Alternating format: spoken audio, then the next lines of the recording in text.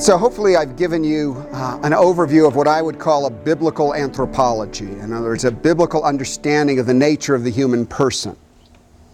Now I want to drill a little deeper into the question of why we do what we do. Why is it that we respond the way we respond?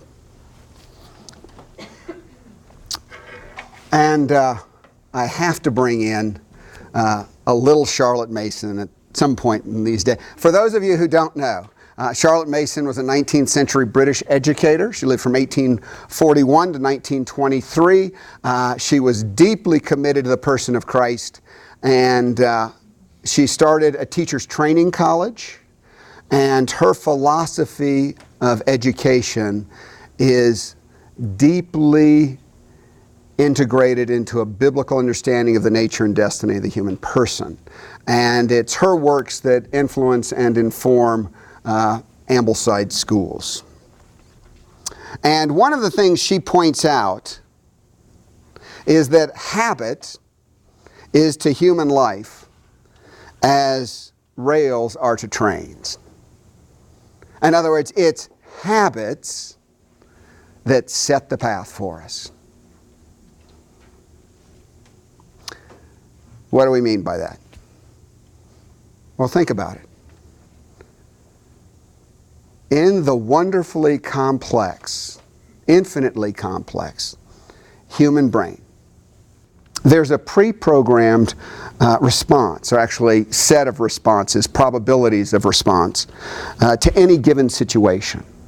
Now, here's the thing, one of those little bits of neuroscience research that's really kind of shattered one of our sacred cows in terms of how we tend to think. I mean, most of us were brought up to think, and most Westerners thought, that the way behavior happened was an event would happen, we would experience that event, then we would have a thought about that event, then we would have a feeling about that event, and then we would act.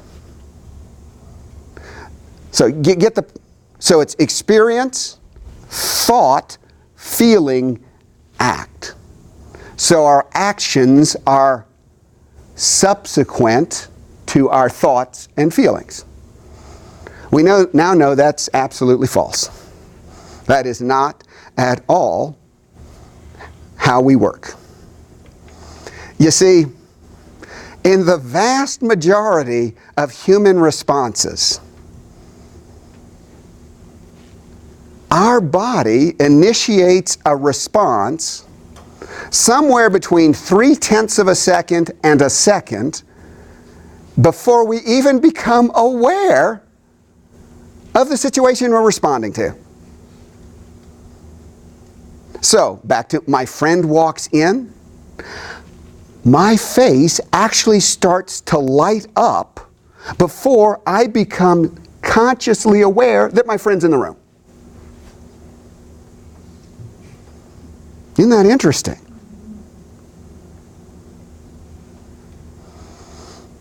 That's one of the reasons the thought, just kind of think about it, doesn't really work, because we've actually responded before we ever had time to do that.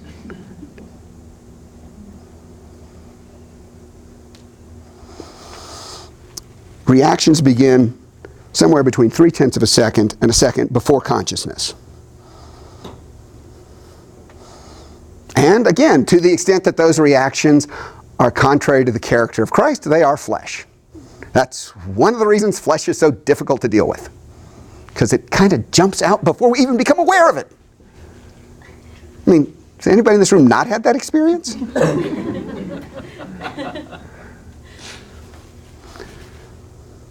For the desires of the flesh are set against the Spirit, and the desires of the Spirit are against the flesh. For these are opposed to one another.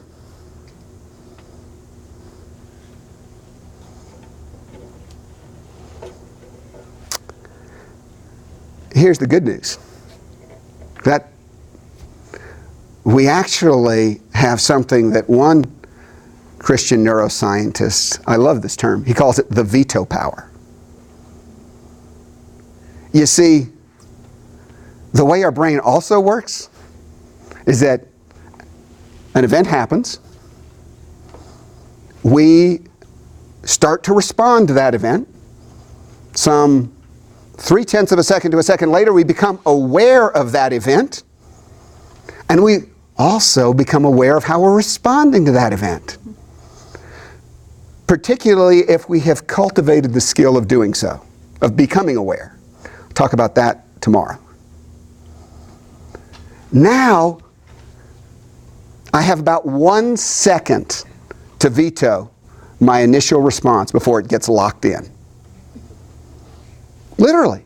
I got about a second to say, wait, no, time out. This is not a Jesus-like response.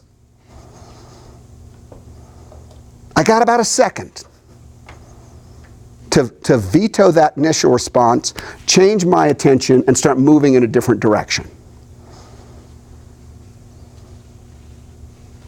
If I don't do it in the first second, it's probably locked in, horses out of the barn, and I'm off and running.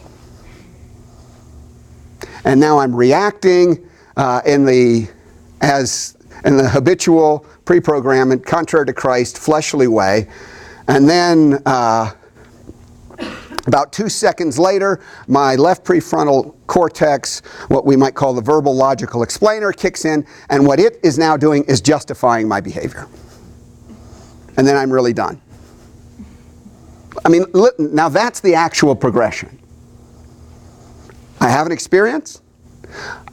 I immediately react. 0.3 of a second later, I become aware that I'm experiencing something. I also become aware that I'm reacting to that experience. I've now got about a second to redirect. Like to say, this is not like Jesus, I'm moving in a different direction. Failing to redirect, generally within a couple of seconds, my verbal logical explainer will kick in, and its job will be to explain the righteousness of my current reaction. Again, anybody in the room had that experience? And now I'm locked in, and I'm actually reinforcing the flesh. Beautiful.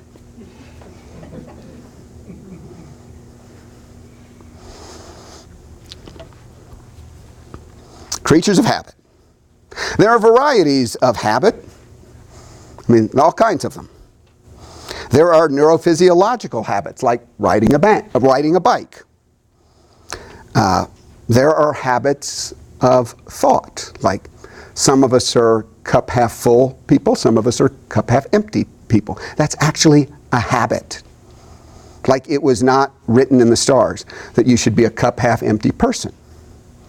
That is a habit that somewhere along the line you developed. Not a highly recommended habit, but it is a habit that many of us develop.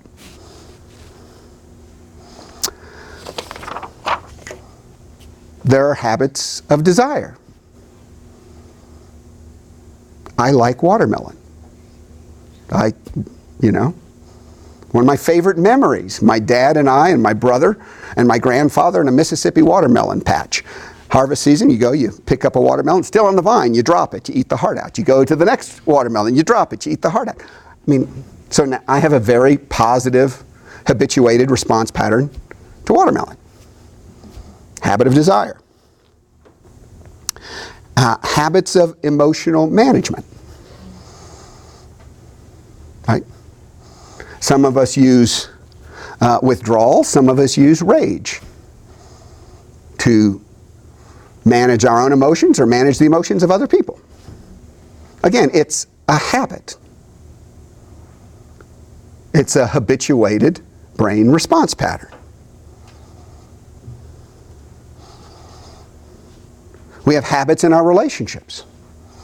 Some of us have the habit of being secure and trusting. Some of us have the habit of being chronically anxious. It's a habit.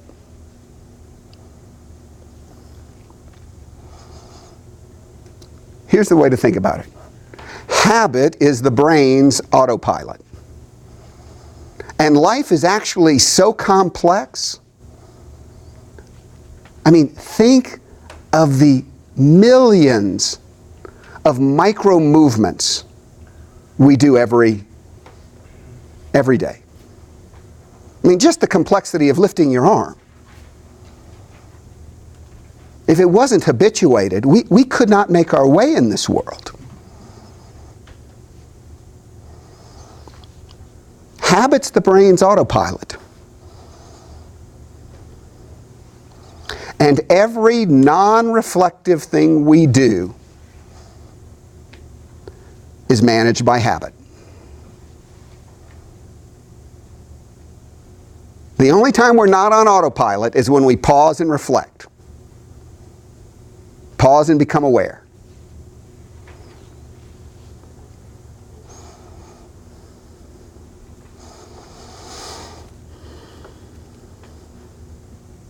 Now, habits of thinking, feeling, and desiring exist as memories in our brain. In other words, we remember how to ride a bike.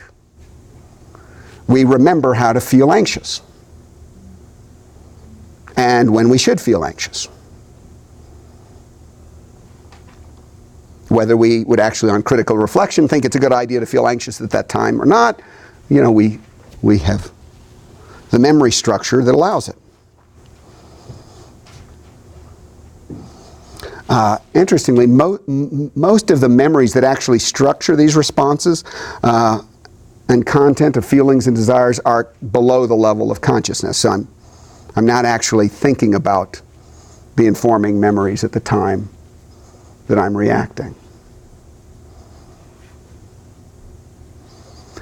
For instance, in counseling, I called this the mayonnaise effect.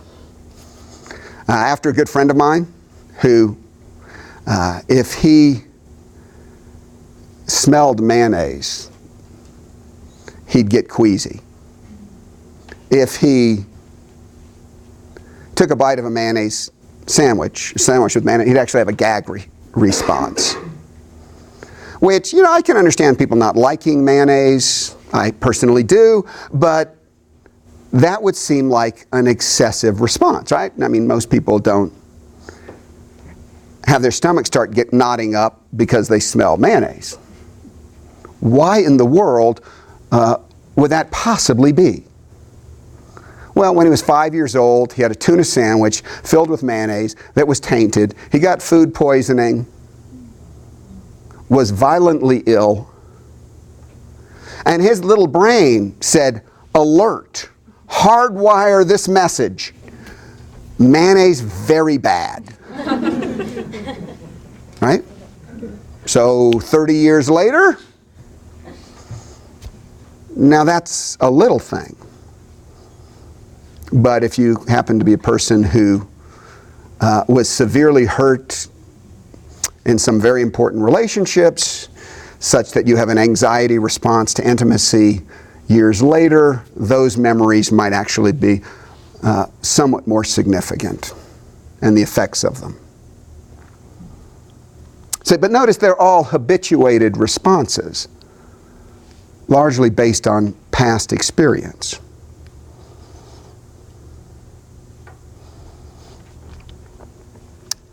Habits are the brain's autopilot. And as much as possible, I would like my autopilot programming to be conformed to the image of Christ,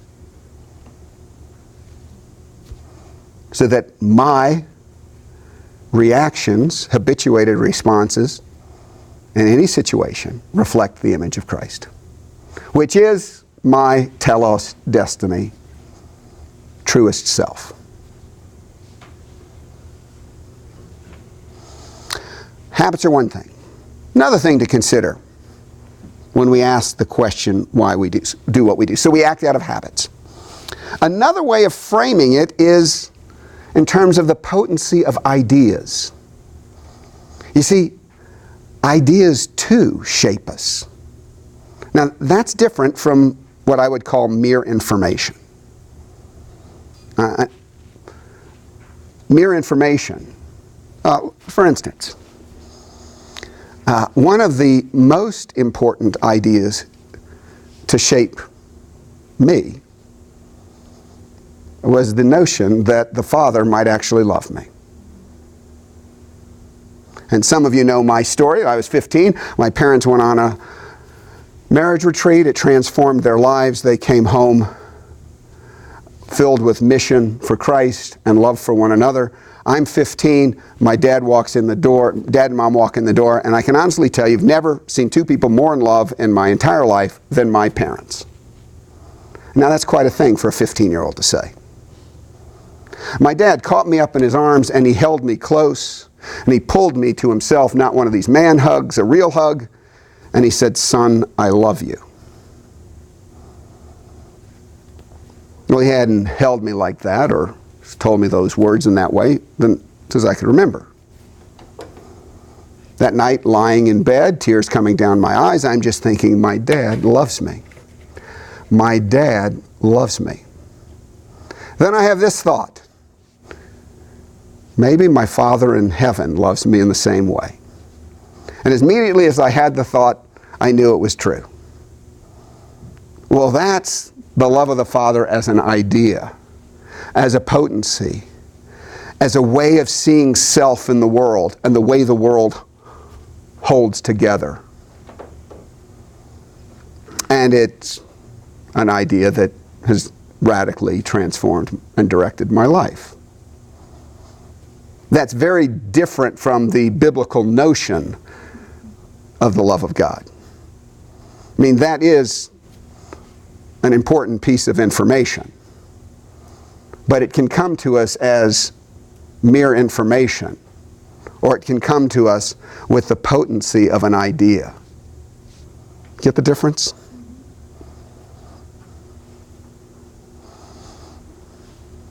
Here's a case study taken from Philippians chapter 4 of the potency of an idea. Do not be anxious about anything. You mean this? I mean that too. Don't be anxious about anything.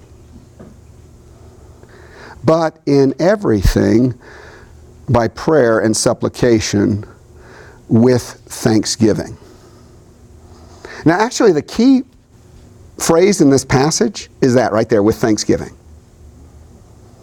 And one of the reasons is it is psychologically impossible. Your brain cannot do this.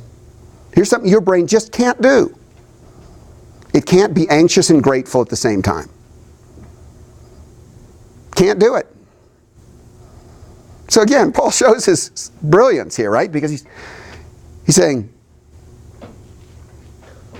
with thankfulness. Because you can't be thankful and anxious at the same time. Not really thankful, not thankful with the potency of an idea. I mean, you can mouth the words. But you cannot live in appreciation and gratitude and be anxious. Our brain just can't put those two things together.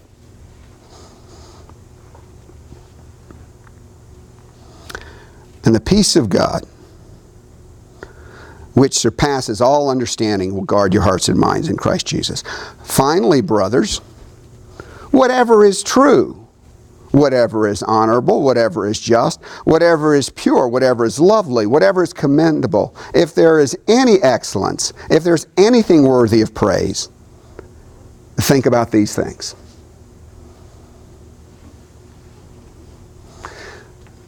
Again, because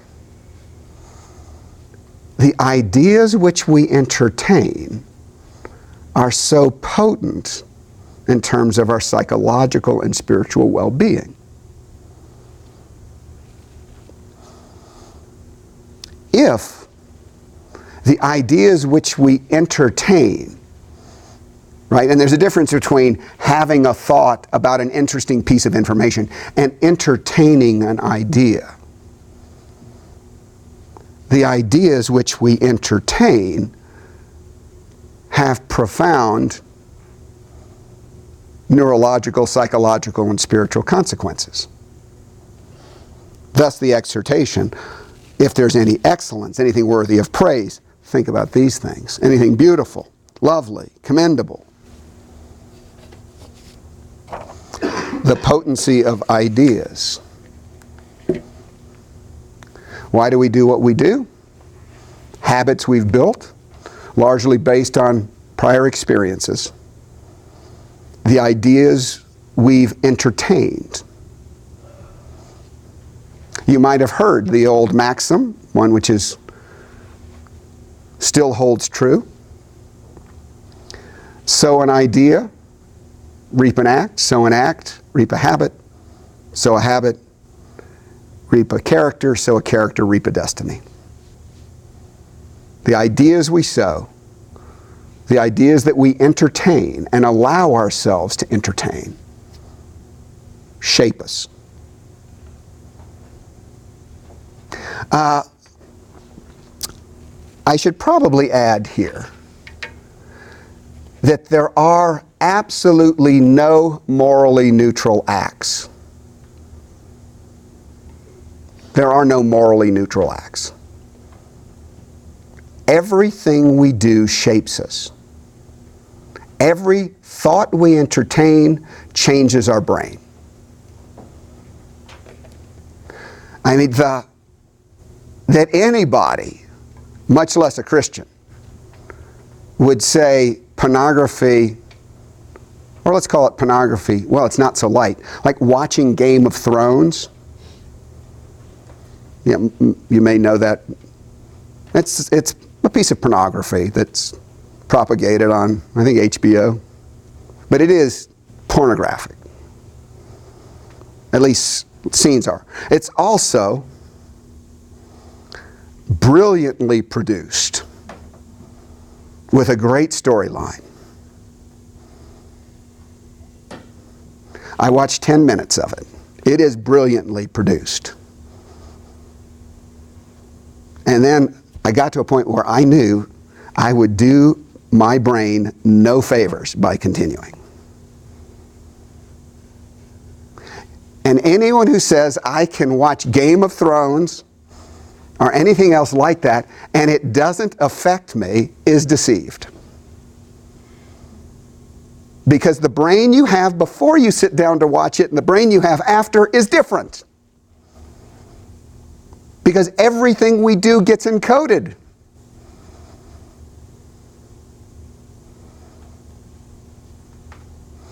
Now, I should say, there are times when, when may need to be exposed, whatever reason, and, it's just essential that you then process what you have watched. So I engage in a dialogue with God, with other believers about what I've watched to allow my brain to process and not encode it in ways that I don't want it encoded. But to stand there and say it doesn't affect me is just neurologically, spiritually, theologically, biblically, completely unsound.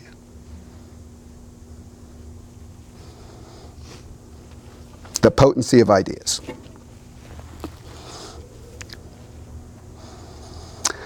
One of the last things I want to talk about tonight is spiritual deformities. It's an interesting concept. It's a concept very related to the notion of flesh. It's another way of referring to automated habitual responses that are sinful. And it just happens it's a New Testament an Old Testament rather than a Pauline concept. But it's worth looking at it there. In Exodus 34, 4-9, the Lord said to Moses, "Cut for yourself two tablets of stone like the first, and I will write on the tablets the words that were on the first tablets, which you broke. Be ready by the morning and come up to the mountain, to Mount Sinai, and present yourself there to me on the top of the mountain. No one shall come up with you, and let no one be seen throughout the mountain. Let no flocks or herds graze opposite the mountain." So Moses cut 2 stone tablets like the first, and he rose early in the morning, and he went up on the Mount Sinai, as the Lord had commanded him. So that's the setting. Everybody got the setting? The Lord descended in the cloud and stood with him there, and proclaimed the name of the Lord. The Lord passed before him and proclaimed. Now this is the Lord himself speaking, the Shekinah glory speaking. The Lord, a God merciful and gracious, slow to anger and abounding in steadfast love and faithfulness, keeping steadfast love for thousands. Now here's the phrase: forgiving iniquity and transgression and sin, but who will by no means clear the guilty, visiting the iniquity of the fathers on the children and the children's children to the 3rd and 4th generation. 3 words appear there, right? Sin, transgression, and iniquity. And it's helpful to understand the meaning of each of those, because no Hebrew would have thought those meant the same thing. Sin, as you will probably know from its use in the New Testament, it's an archery term for missing the target. A failure to behave as one was intended to behave. To sin is to fail to behave as we are intended to behave. It's also a power impelling us to miss the target. A failure to behave as we were intended to behave. Transgression, much more legal term. It's a violation of the law. So you get the difference between sin and transgression. Sin, missing the mark, archery term. Transgression, legal term, violation of the law. Iniquity. Iniquity is much more a psychological term. And physiological. Again, it's enfleshed. And iniquity is a deformity. So one can think of a human body being deformed, not as it was created to be. Iniquities, in the context here, refer to the psychological and spiritual deformity of a person. You can see how it's very close to Paul's notion of the flesh. It's a deformed state of being, a set of habits, again, maintained by neurological structures, non-reflective responses to given circumstances that are contrary to the character of Christ. Here's the thing. Oh, and interesting. Did you get that line? Iniquities, deformities are passed on from parents, one generation to the next, up to 4 generations. Blessings get to go for 10 in this passage. Well, that's a psychological truth. In fact, the deformities that we bear, most of us, if we're quiet and think, will not. Again, there are other ways to get deformities, but a lot of our deformities came from our parents. They're the habituated response patterns that were contrary to the character of Christ that they passed on to us. And we, of course, are doing the same thing. But we're also grateful that there's redemption and God is bigger and there's healing and our destiny is in Christ. Our destiny is not determined by our deformities. But still, it's helpful to tell the truth.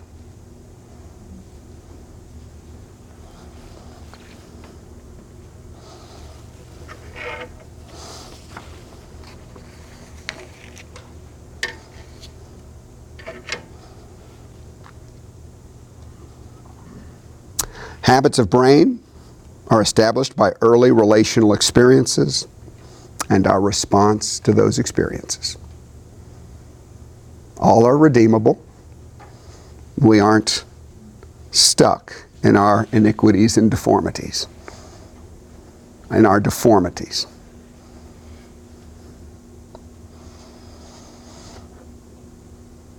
And moving beyond our deformities, beyond our flesh, and to increasing level of maturity will be what we talk about tomorrow. Tonight, I want to end with this. 5 ways of recognizing my deformities. And 5 ways, and they also apply to recognizing anybody else's deformities. But I suggest you start with yourself, not your spouse. We always take the 2x4 out of our own. No, that's not true. Sometimes our habituated response patterns are to try to get the splinter out of someone else's eye before we take the 2x4 out of our own. That is a habituated response pattern that probably many of us have. So be careful of that one. 5 ways of recognizing my deformities. Number 1, cup overflow. Cup overflow.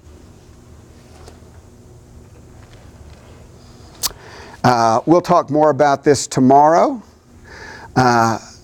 but behind our 2 eyes, running to the back of the brain, 1 layer below the cerebral cortex, are the right and left cingulate gyrus, or gyri.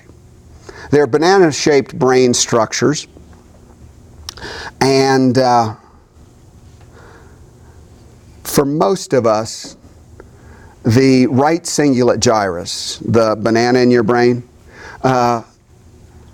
is the emotional control center. It's where we process emotional distress. It's the joy center of the brain. It's where we learn to handle the 6 primary emotions.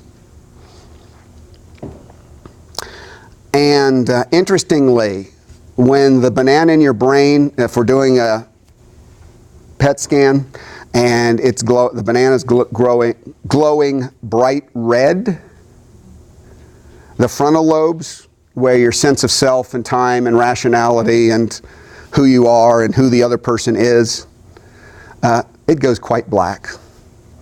In other words, when the banana gets distressed, you have a physiological, a chemical frontal lobotomy, which might explain a lot. In some cases, when the child's a puddle of goo on the floor, and nobody's at home when you try to have a conversation, it's generally because the banana has gone into overflow mode. So as a general rule, when we're in cup overflow, when we can no longer manage our emotional distress, in other words, internalized emotional distress levels have surpassed our capacity to manage it. As a general rule, we've touched on a deformity or an iniquity.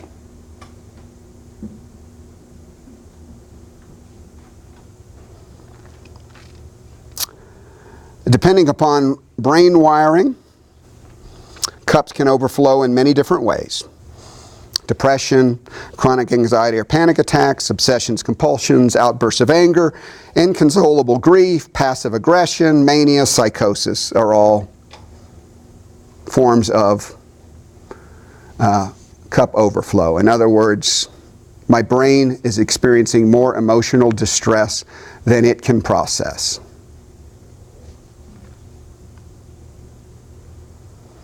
One way to note, the presence of a deformity. Second, the pursuit of happiness or joy substitutes. The pursuit of joy substitutes. When the brain is unable to regulate pain, pleasure, and emotion properly, it will turn to joy substitutes. Performance for approval, codependence, food, pornography, sex, drugs, alcohol, any kind of behavior which I use to manage to artificially regulate what's happening on the inside of me by abusing something in the world. Another sign of deformity. I call these false mental models. While cup overflow generally occurs in the right cingulate gyrus, false mental models are usually shaped and stored in the right prefrontal cortex, in other words, right here. Because that is where, in terms of regulating our sense of self, in other words, who I am and who I am with you and who I am in the world. In other words, I do that based on a pattern of memories and response. I have constructed internally over time a sense of self, right? And so, we could call it a mental model of who I am in the world. Habits of seeing and experiencing, strategies for getting my needs for security, love, potency met. We all have mental models, lenses or habitual ways of seeing ourselves in the world. Here are just a few examples of false mental models. In other words, an image of self contrary to our destiny in Christ. Number one, the victim. I am unfairly abused and powerless to do anything about it. Woe is me.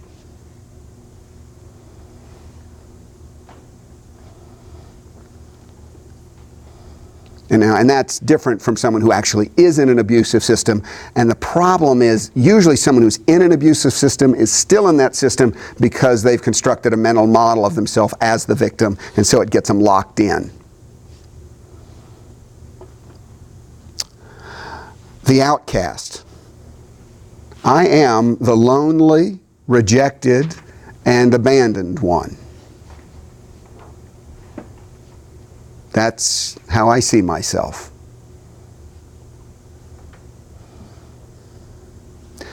The perfectionist. I must make sure that I do all correctly. My strategy for being safe is that I'm right, and I get it right, and I get all the messes cleaned up. That's how I stay safe. Footnote, that's no way to stay safe.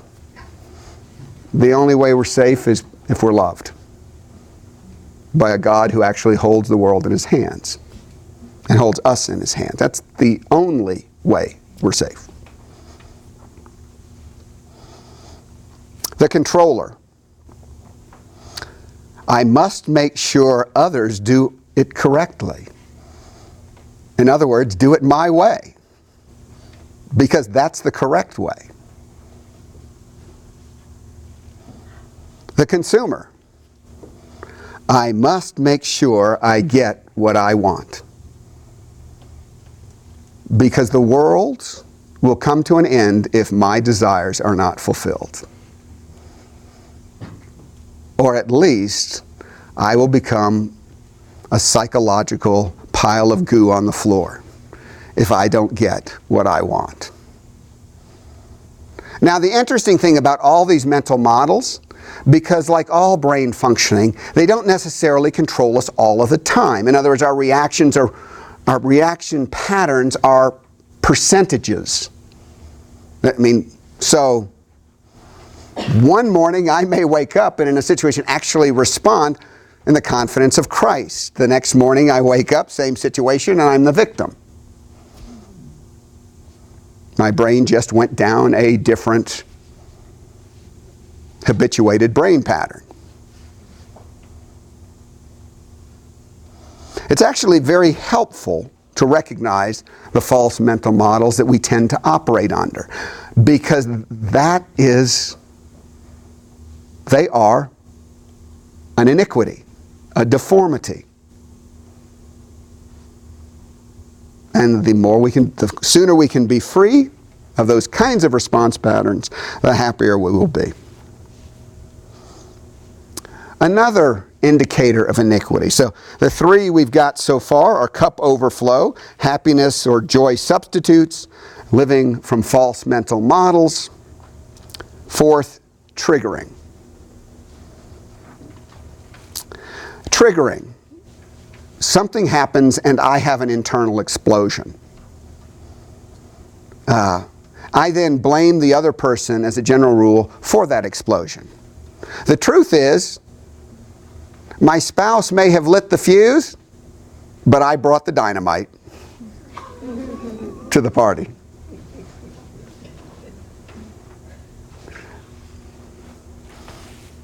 We learn from our experience.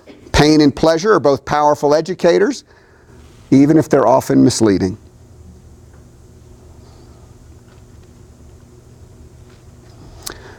When we are deeply hurt, when we experience pain that we do not resolve, in other words, we don't move through the pain to peace, we tend to have an embedded neural network which stores that emotional content because we never were reconciled to it. Again, that's one of the reasons the scriptures say don't let the sun go down on your anger. Why? Because you let it go down on this anger, it tends to get encoded in your brain. It tends to become a neurological tripwire. Something similar happens.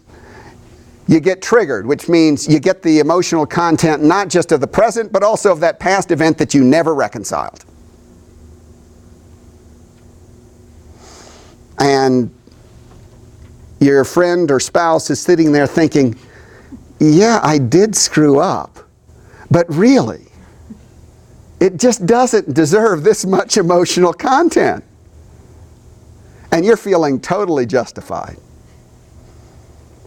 Well, in a way you are. Because all that emotional content is real. You just got the timing wrong. The emotional content's actually tied to the triggers and the unreconciled experiences, not in what's happening right now. Triggers. A sign of deformity. Finally, probably if you learn this, it's the gentlest and easiest and earliest warning signal of the impending influence of deformity. It's much easier to catch your deformity here and deal with them in a healthy manner than if you're drinking, triggered, living out of a mental model, or in cup overflow. You know, it's really, when you're in one of those states, it really is very difficult to pull yourself out. And generally those who love you just have to ride out the storm, as a general rule. Until, you know, that neural network gets played out, you go to sleep, you focus on something else, you wake and you're actually sane and in your right mind. So here's the place we really can start to catch, and that's your relational circuits go off. See, we are profoundly relational creatures. We are meant to be in sustained relationship with others. And when I flip the switch, when I turn the switch off because this is getting too emotionally uncomfortable, I withdraw, I say, don't want to be with you right now. It's a deformity is actually shaping my relationships. Because we're supposed to be, if you take Jesus seriously, in John 17, he says, we're supposed to have the same level of unity with each other that he has with the Father. That's kind of what we're made for.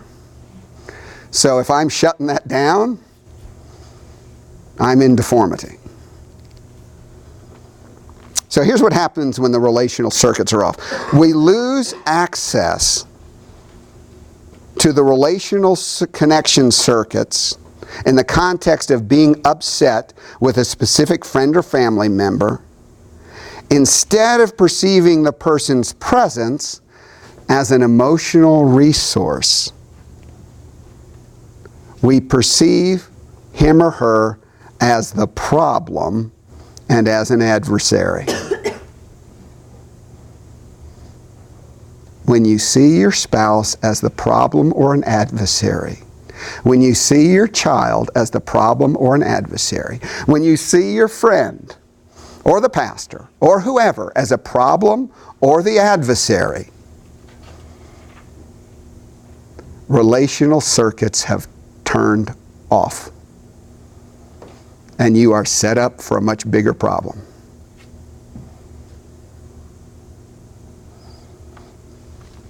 Here's a checklist. And I lift you with this one, this checklist. Checklist for identifying if relational circuits are off. Do I feel connected to, and think of a person that is close to me and I regularly do feel connected to. But in this moment, I don't feel connected to them. Do I desire to be connected to him? Do I perceive him or her as a relational being? Am I aware of his or her true heart? Meaning, do I see him or her as the person Christ sees them as? Even if they're in cup overflow or operating out of a false mental model, or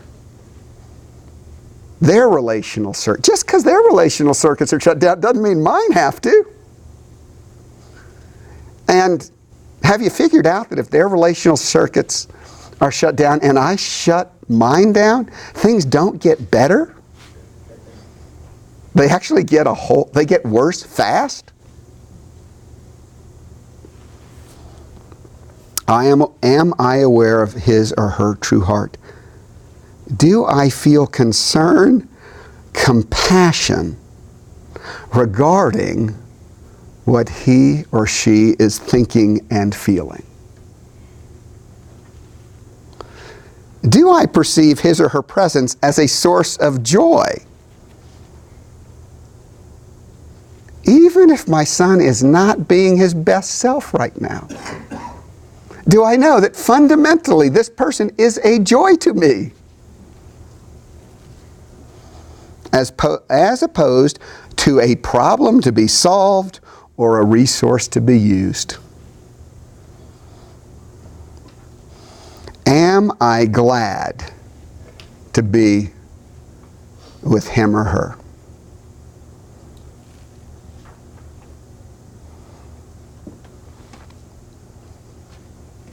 That's my checklist for are the relational circuits on or off. And if our relational circuit, I don't care what the story is, and our verbological explainer is a master at creating stories to justify why we're doing what we're doing. I mean, that's just its job. Left prefrontal cortex, verbological explainer, what it does, its mission in life, is to justify what we're doing.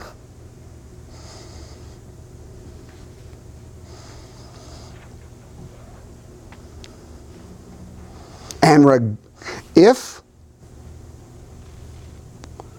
my relational circuits are off. Regardless of what my verbological explainer is saying about it, I am part of the problem, not part of the solution. Can't have relational circuits off and be part of the solution. With a child, a spouse, a friend, anybody. Can't do it.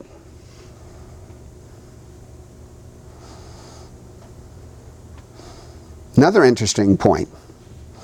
If my relational circuits are off with my neighbor, they are also off with God.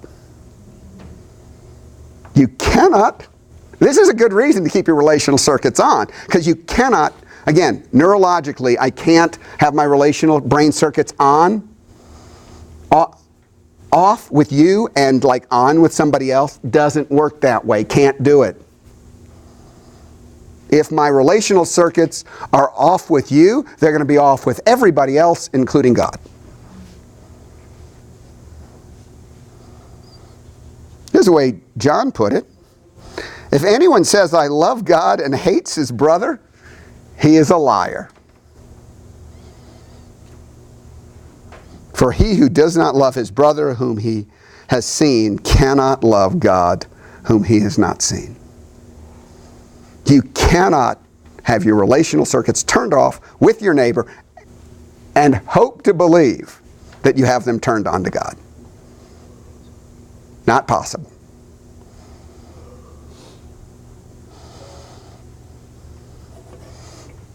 Again, final footnote, it is easier and earlier in the disintegration process, because generally, like if my relational circuits go off and your relational circuits go off, in the next 30 to 60 seconds, we're going to start spinning down pretty fast if there's any kind of stress going on around us. It's just the way it's going to play out. Now, once I'm triggered or in cup overflow or operating out of false mental models, kind of hard to get the horse back in the barn. But if I can learn to recognize that my relational circuits are off before I actually go into cup overflow, or before I actually start operating out of a false mental model, or start using an artificial kind of pain pleasure substitute, joy substitute, then I can actually give myself a timeout, give you a timeout, say my relational circuits are off, get my relational circuits turned back on with Christ. So I need to pause, I need to get my relational circuits turned on with Jesus, and then I can get them turned on with you. Because if I turn them on with Jesus, it becomes much easier to turn them on with you. And then we avoid the whole cup overflow scene, which is really nice to avoid.